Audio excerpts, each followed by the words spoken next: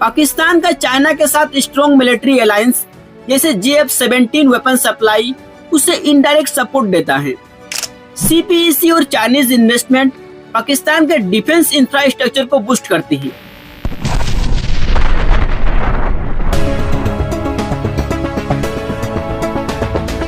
एक तरफ है भारत एक विशाल और तेजी से विकास कर रहा देश जिसकी सैन्य बल और स्वदेशी टेक्नोलॉजी दुनिया में अपनी पहचान बना रहा है। दूसरी तरफ है पाकिस्तान एक स्ट्रेटेजिक शक्ति जो अपने परमाणु हथियार और मिसाइल सिस्टम के बल पर अपनी सुरक्षा को मजबूत रखता है। ये दोनों देश जो न सिर्फ पड़ोसी हैं बल्कि एक लंबी जियोपॉलिटिकल टक्कर का हिस्सा भी। आज ये दोनों देश अपने हथियारों के भंडार के साथ एक दूसरे के आमने सामने खड़े हैं। आज इस वीडियो में हम लोग जानेंगे भारत और पाकिस्तान के सैन्य भंडारों का राज, कौन कितना शक्तिशाली है, किसके पास है कौन सी ताकत और भारत का वीकनेस कहाँ है। साथ ही हम लोग जानेंगे दोनों देशों के परमाणु हथियार, मिसाइल सिस्टम, सेना, वायुसेना, नौसेना और नए युद्ध के मैदान, सैटेलाइट और साइबर वॉरफेयर। और अंत में हम लोग विचार करेंगे क्या ये ताकत शांति की रास्ता अपनाएगी या तबाही की। नमस्कार, मैं रंजीत कुमार और आप देख रहे हैं रोचक दुनिया। भारत और पाकिस्तान का रिश्ता 1947 के विभाजन से शुरू होता है जब दोनों देश अलग हुए। इसके बाद 1948, 1965, 1971 और 1999 के युद्ध ने दोनों देशों के बीच एक लंबी तकरार को जन्म दिया। कश्मीर का मुद्दा आज भी दोनों देशों के बीच एक विवाद का कारण है और इस जियोपॉलिटिकल टेंशन के चलते दोनों देश अपने सैन्य शक्ति को बढ़ाने के लिए लगातार काम कर रहे हैं। भारत का फोकस एक ग्लोबल सुपर पावर बनना है जिसमें उसका स्वदेशी डिफेंस प्रोग्राम जैसे DRDO और HAL एक बड़ी भूमिका निभा रहे हैं। दूसरी तरफ पाकिस्तान का मुख्य उद्देश्य है भारत के साथ अपने स्ट्रेटेजिक बैलेंस को बनाए रखना, जिसमें चाइना और कुछ हद तक अमेरिका का सहयोग उसके लिए महत्वपूर्ण है। तो आइए अब हम लोग देखते हैं दोनों देशों के हथियारों के विशाल भंडार को। परमाणु हथियार किसी भी देश की सैन्य शक्ति का सबसे बड़ा प्रतीक होता है। SIPRI के 2024 की रिपोर्ट के अकॉर्डिंग भारत के पास 172 परमाणु हथियार है जबकि पाकिस्तान के पास 170। भारत ने अपने परमाणु परीक्षण 1974 में पोखरण फर्स्ट और 1998 में पोखरण सेकेंड के रूप में किया, जिसने उसकी न्यूक्लियर कैपेबिलिटी को दुनिया के सामने रखा।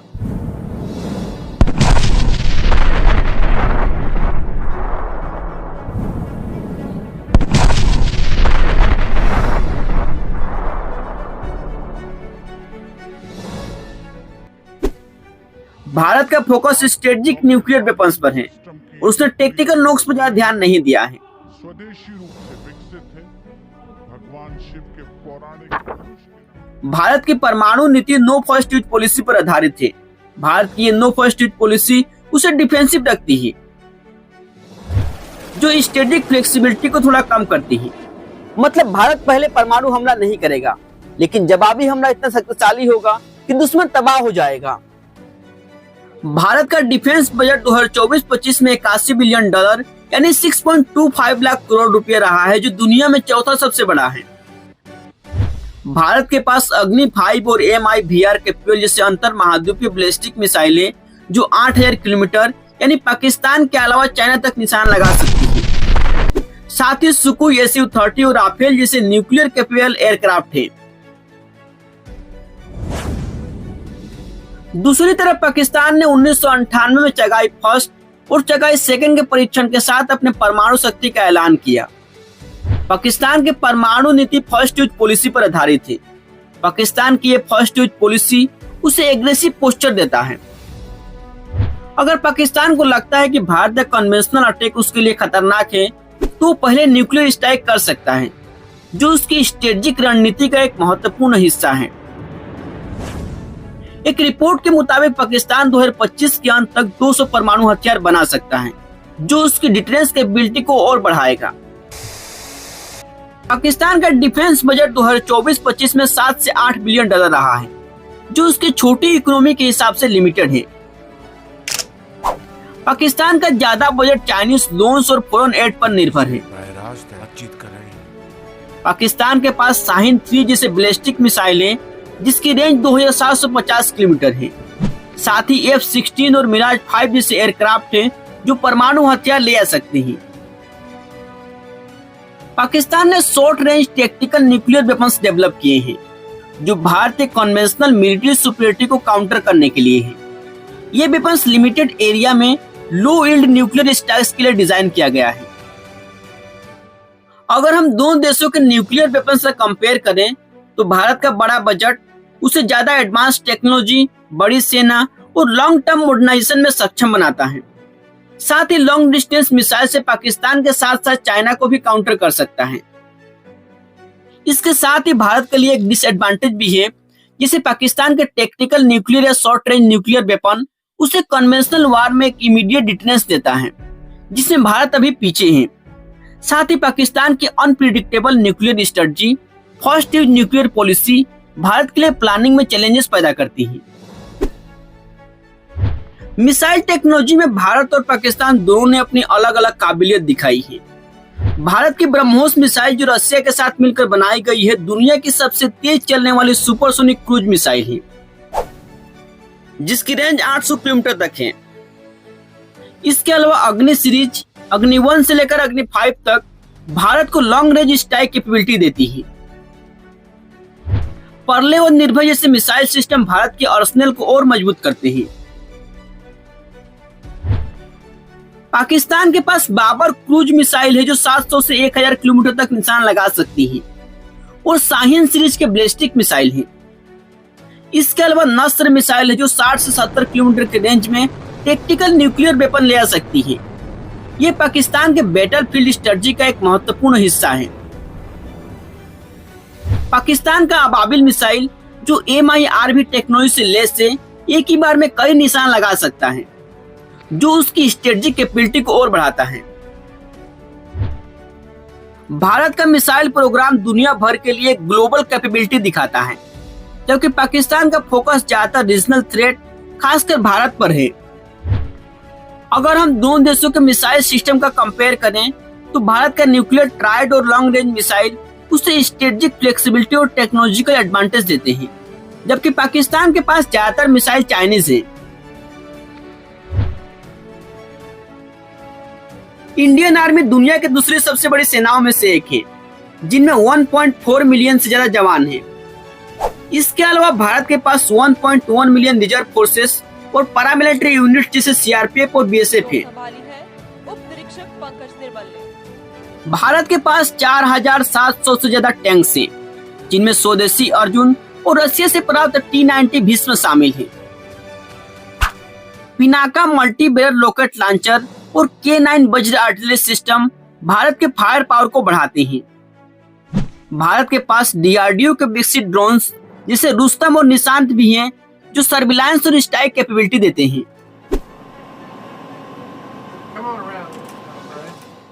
पाकिस्तानी आर्मी के पास लगभग 6.5 लाख जवान हैं और एक छोटी रिजर्व फोर्सेस है।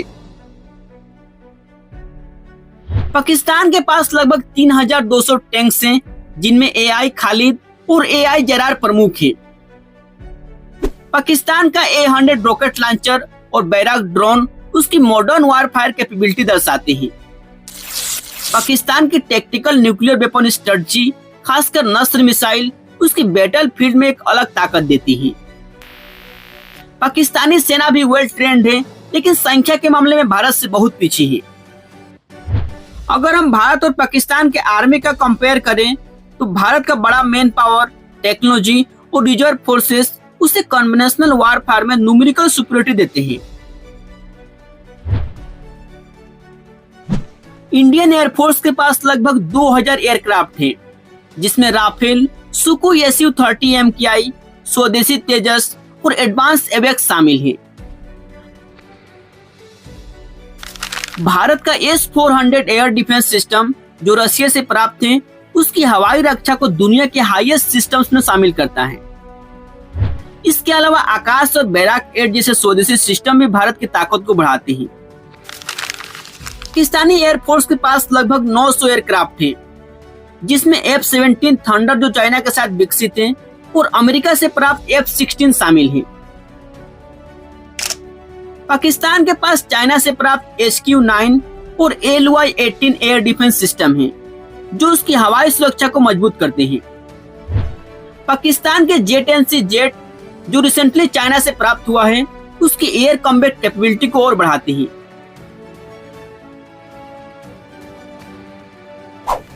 अगर हम दोनों देशों के एयरफोर्स से कंपेयर करें तो भारत के पास ज्यादा एडवांस फाइटर्स, बड़े फ्लेट और बेटर एयर डिफेंस सिस्टम्स हैं जो उसे एयर सुपीरियरिटी देते हैं। इंडियन नेवी के पास 140 से ज्यादा वॉरशिप्स हैं, जिनमें 2 एयरक्राफ्ट कैरियर आईएनएस विक्रमादित्य और आईएनएस विक्रांत, 10 डिस्ट्रॉयर्स, 12 फ्रिगेट्स और 18 सबमरीन शामिल हैं। भारत का ब्रह्मोस मिसाइल और बैरक 8 एयर डिफेंस सिस्टम उसकी नेवल फायर पावर को बढ़ाते हैं। भारत का फोकस इंडियन ओशन रीजन में अपना डोमिनेंस को बनाए रखना है।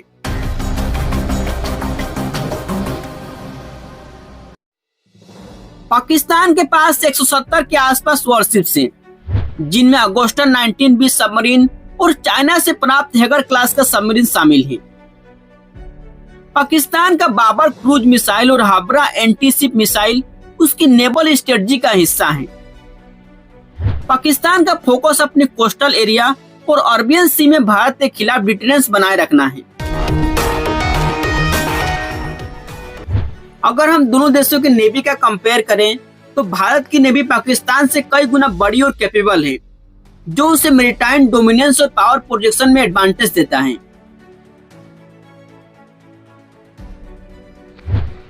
आधुनिक युद्ध अब जमीन, समुद्र और हवा से आगे बढ़ चुका है। भारत का मिशन शक्ति उसकी एंटी सैटेलाइट मिसाइल कैपेबिलिटी को दर्शाता है, जो अंतरिक्ष में दुश्मन के सैटेलाइट्स को निशाना बना सकती है।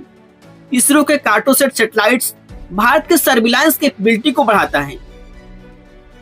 मिशन शक्ति एंटी सैटेलाइट मिसाइल द्वारा मार गिराया गया। पाकिस्तान के साइबर और स्पेस कैपेबिलिटीज अंडर डेवलप्ड है। वो ज्यादातर चाइनीज सैटेलाइट्स पर निर्भर है। पाकिस्तान सुपार्को PRSS-1 जैसे सैटेलाइट्स के जरिए सर्विलांस और कम्युनिकेशन को मजबूत कर रहा है। अगर हम दोनों देशों के साइबर और स्पेस कैपेबिलिटीज का कंपेयर करें तो भारत का एडवांस साइबर और स्पेस इंफ्रास्ट्रक्चर पाकिस्तान से काफी आगे है। पाकिस्तान का चाइना के साथ स्ट्रॉन्ग मिलिट्री अलायंस जैसे JF-17 वेपन सप्लाई उसे इनडायरेक्ट सपोर्ट देता है। CPEC और चाइनीज इन्वेस्टमेंट पाकिस्तान के डिफेंस इंफ्रास्ट्रक्चर को बूस्ट करती है। भारत का कोई ऐसा स्ट्रॉन्ग मिलिट्री अलायंस नहीं है जो पाकिस्तान के खिलाफ डायरेक्ट सपोर्ट दे। भारत ज्यादातर अपने रिसोर्सेज पर निर्भर है।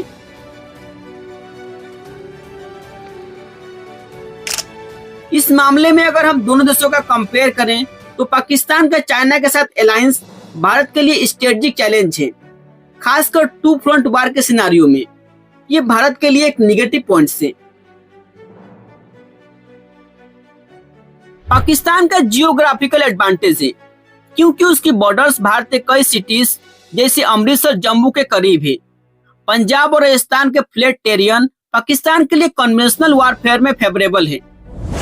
पाकिस्तान ने प्रॉक्सी वारफेयर जैसे टेररिस्ट ग्रुप का सपोर्ट और गुरिल्ला टैक्टिक्स का इस्तेमाल किया है, खासकर जम्मू और कश्मीर में।